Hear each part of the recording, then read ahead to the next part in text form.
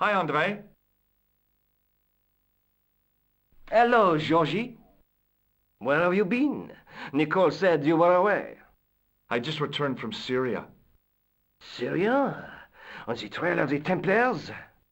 It's a long story, but I found the bull's head. It was referred to on the manuscript, remember? Yes, what is it?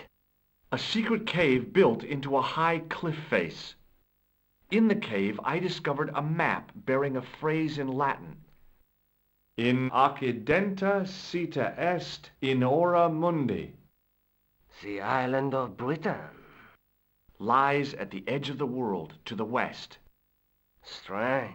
That map seems to contain a series of pointers. Like I said, it's a treasure map.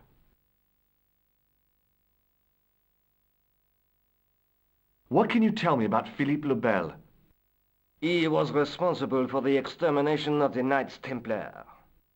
I know that, but why was Philip so hot to get rid of them? Mostly because he wanted to get his hands on their treasure.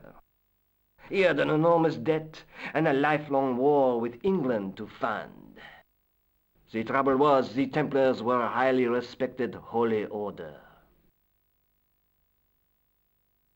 If the Templars were so powerful, how did this Philippe dude wipe them out? By underhanded, dishonorable means, of course. The Pope was Clement V, a Frenchman. French, huh? Handy for Philippe. Fate had nothing to do with it.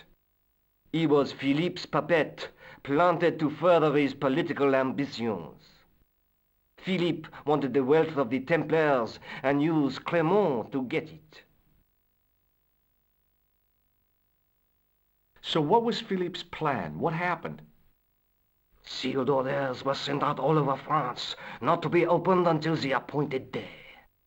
That day was Friday, July 13th.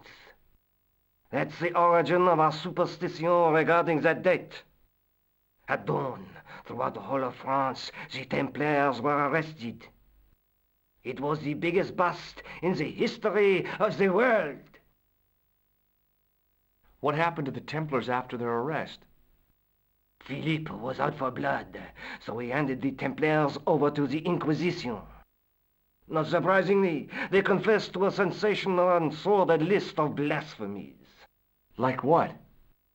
Oh, the sort of things you read about in the gutter press.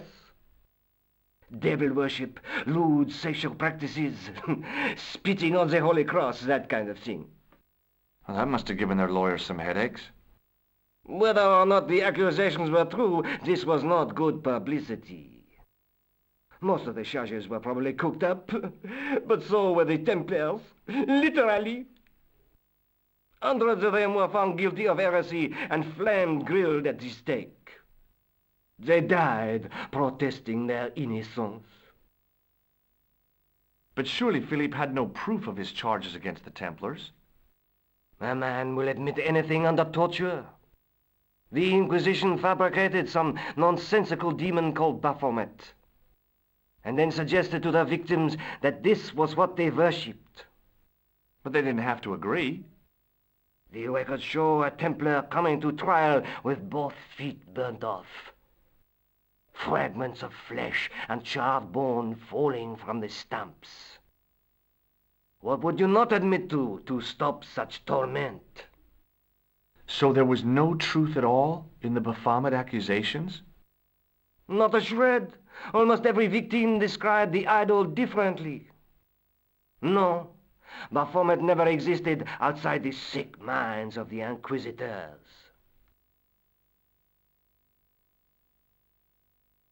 So Philippe stole the Templars' riches, huh? Oh no, they weren't stupid.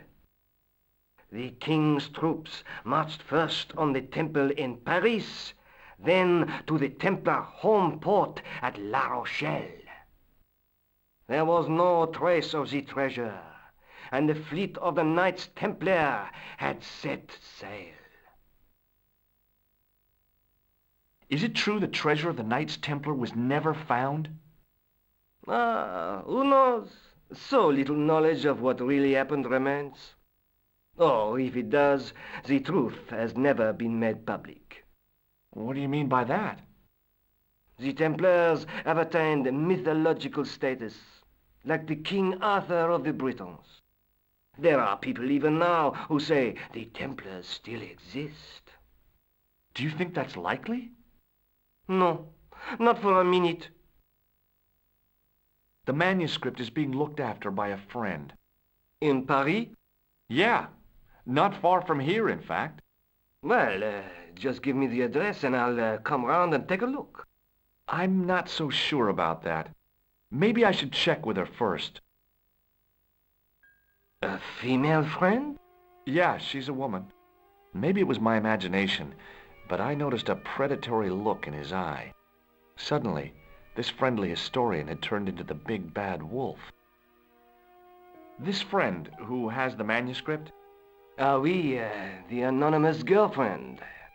She lives at 361 Rue Jarry. Ah, I know it well. I'll drop by, just as soon as I can.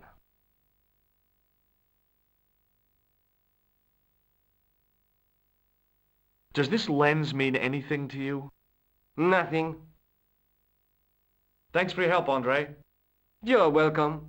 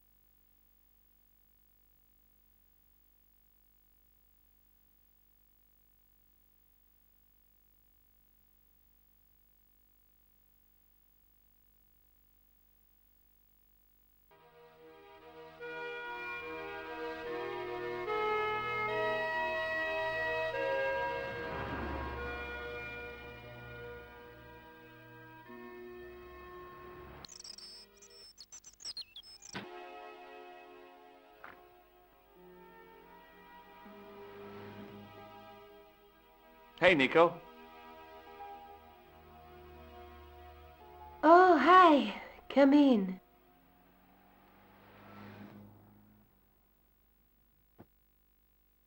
Oh, by the way, I had a visit from André Lobineau. Oh, yeah. I hope you didn't mind me giving him your address. Not at all. It was lovely to see him again. He was over the moon when I showed him the manuscript. It's not often he gets that excited. He made a sketch of the knight's crest to take back to the museum. I believe he's identified the family who bear that crest. I sure hope so.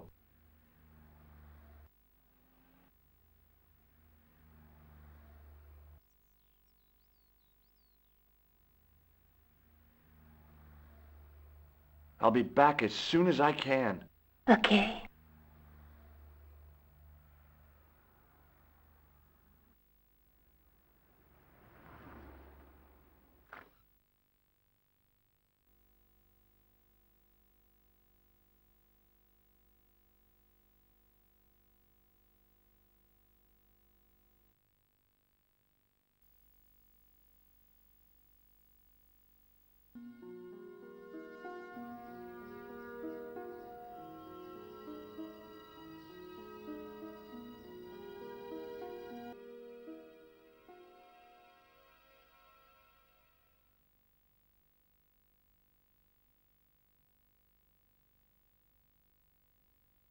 Pardon me. Oui, monsieur? Oh,